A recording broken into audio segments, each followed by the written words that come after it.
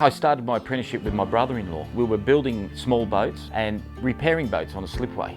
Boats, especially sailing boats, the hand-built ones are very much like a musical instrument. You spend all that time building a boat, sometimes a couple of years, and then you launch it, you put the mast up, and that first time the wind hits the sail and you can feel the keel drawing you up into the wind and the thing starts working. It's the same as when you've built that guitar and the first time you strum it. The buzz in that is insane.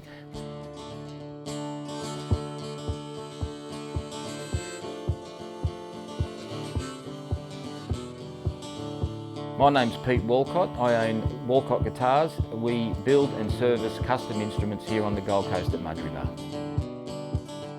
You walk into a music store, you're looking really at production-made instruments. How the hell does that guitar company know your wants and needs?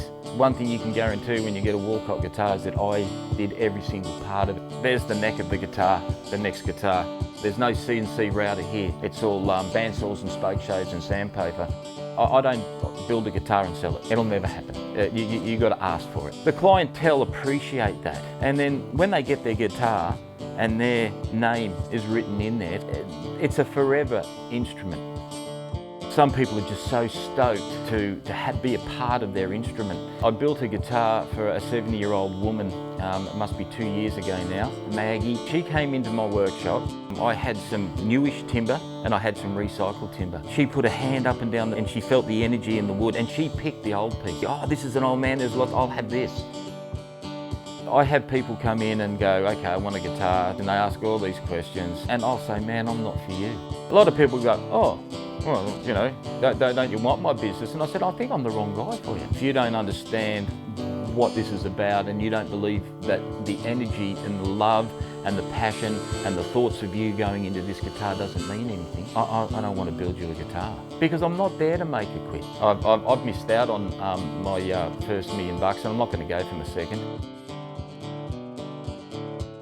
When my son Luke became old enough to get into the workforce, he did a bit of work with me just during the holidays and that. But he saw that where it was leaning towards fiberglass and stuff, and he really didn't want to do it. So I got Luke to do a Cert 1 in cabinet making. He was only there for a month or two and he got picked up by somebody and started an apprenticeship. He started building furniture from pallets, part-time. He never looked back and okay, he would have learned a lot from me. Now he is one of the most passionate woodworkers I know. It makes me burst with pride. I love recycled timber. Yeah, I love picking up, old bits of timber I get off job sites, that sort of stuff. Don't look too good, covered in paint, covered in dirt. I have been known to follow someone to the tip because they got a load of timber on their back and it's like, what are you doing? Where it comes from and then what it looks like and then what it can look like.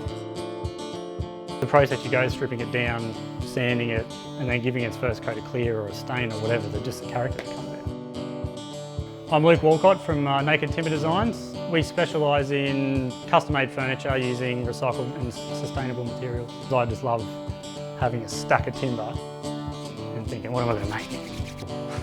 Sometimes you have to tell people what they want because they don't actually know, but I'm a bit like the old man. I like to talk to people. Sometimes people probably just want to walk away, but I like to explain things, quite in detail.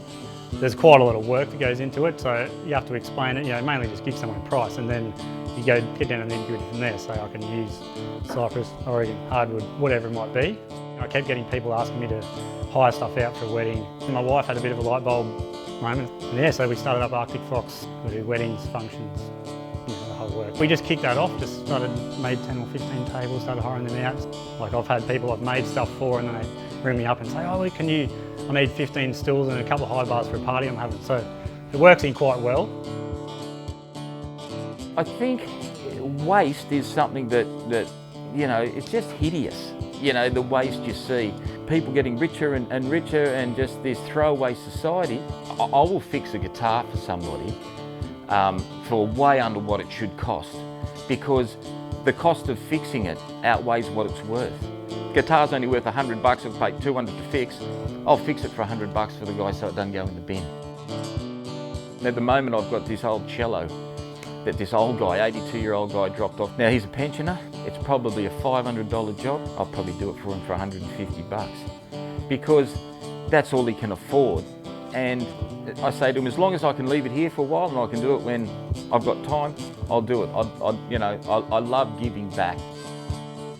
We only put value on what's bought and sold. We'll end up like the pharaohs, buried with their gold.